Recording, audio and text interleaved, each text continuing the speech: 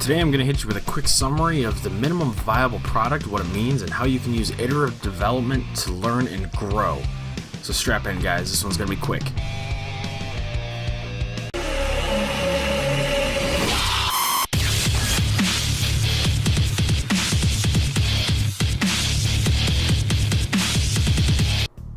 Before we get going, I just want to remind you to join the Discord, especially if you're a developer, and even if you're not. Come and talk to some developers. Maybe it'll inspire you to either help them or start developing a game yourself. But also remember to subscribe if you're new around here and hit that like button if you like this series. But now let's get going. So, first question, what is the minimum viable product, or MVP? That's actually a pretty good acronym. Actually, I forgot to mention, you might want to grab a notebook and write some of this stuff down. So a minimum viable product is essentially what is the minimum that I can deliver that still meets the basic requirements of the customer. And in gaming, what that means is what is the bare bones of your game? What is the base features that I can have to deliver this game and still be a fun game to play? For example, if we take a platformer, think about what the minimum elements are in that game that are necessary. I'll give you a second. Go ahead. Think. Okay, so the minimum stuff. Is it enemies? No, you don't need enemies. Is it moving platforms? No, you don't really need those either.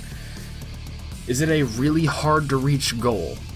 No, it doesn't even need to be hard. It can simply be 3 platforms and you jump across to get to the goal.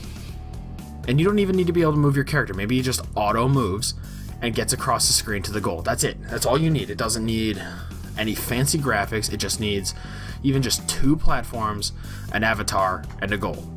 That's all you need. Now, how can you use this to make your end product better? So, to do this, I'm going to ask you a question.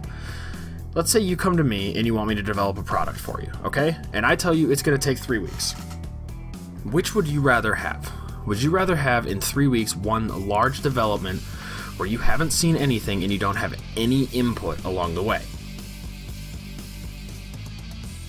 Or would you rather have 3 deployments, one each week, where you can review and tell me what's going on in each one of those so that I can adjust the final product for you?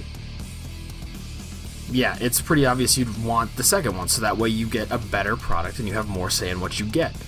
So I'm going to introduce this phrase to you that I actually learned in my job as a software engineer. My manager introduced this to me.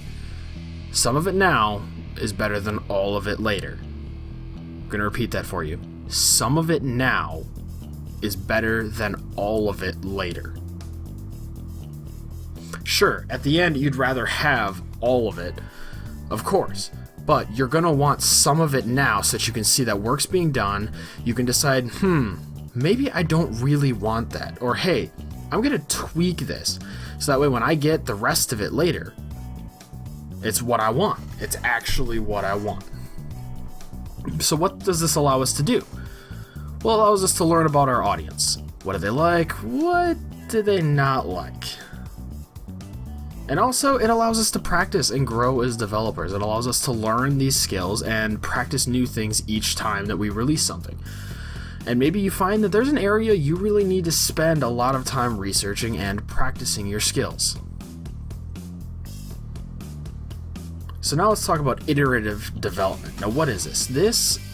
This is a process that's really taking over industries currently. And I encourage you to use these practices in every game you make and in a lot of things you do in your life. Because your games will be better and you'll be able to accomplish a lot more just about anything you do. So what is it? It's essentially what I said before. First you release the minimum viable product, and then you just deliver a little bit more each time, giving the customer just a little bit more. And in this case, the customers are your audience. The beta testers, the followers on GameJolt or Steam. So what do you do? How do you use this? Well, you need to set small goals and deliver often. I'm going to repeat that again. Set small goals, small achievable goals, and deliver often. So what you should do is you should be setting a time frame for each deployment of your game, and don't miss it. Don't ever miss it, even if you make very little progress.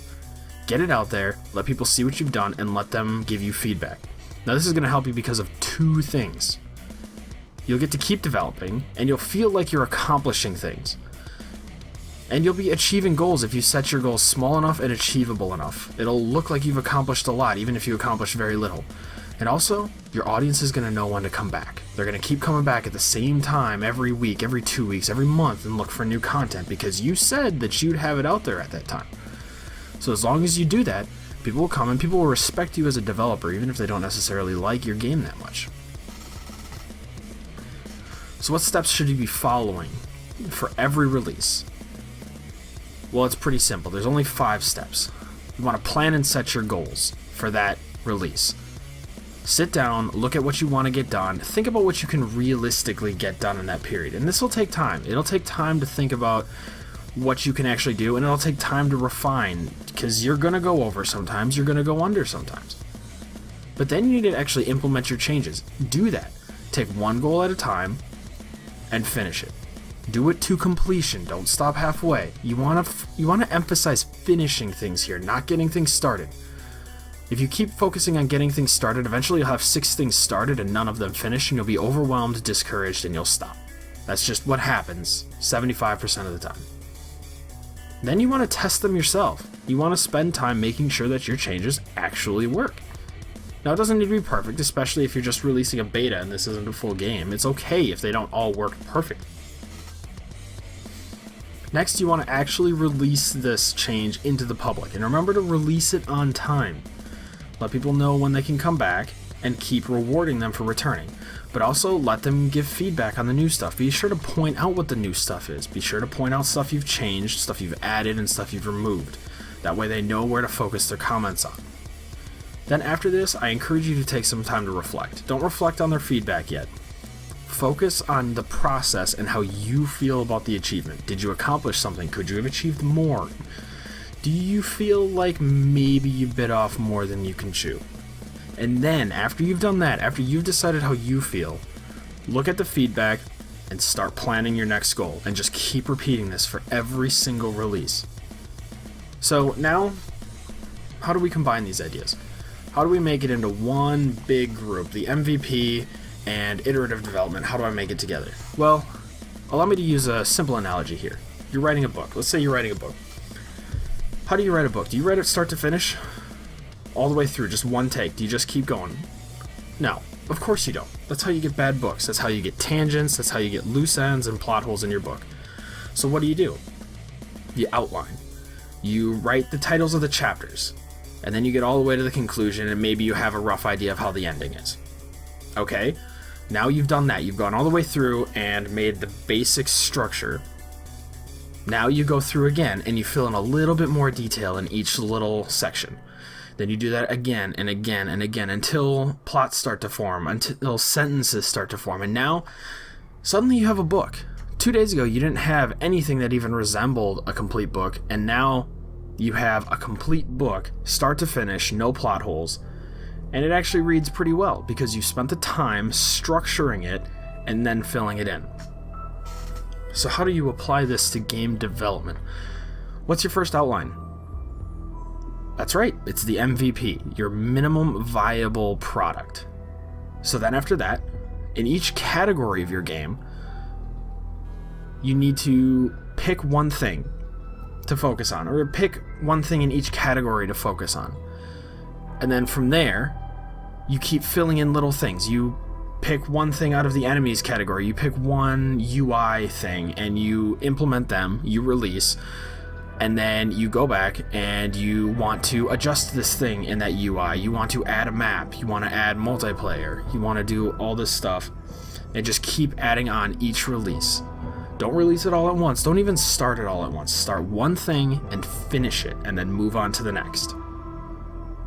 And eventually, if you keep doing this, after 3 or 4 months, you're going to have a huge game, and you're not even going to realize it. It's going to be flying by. You're going to be achieving stuff so quickly that you won't even notice that it took you all this time to make such a great game. And I really hope you guys learned something from this.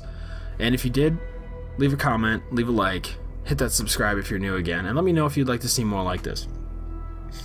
I do really hope that you guys learned from this and that you can apply this in your game development. So until next time, guys, remember to take care of yourself, keep developing, and I'll see you later.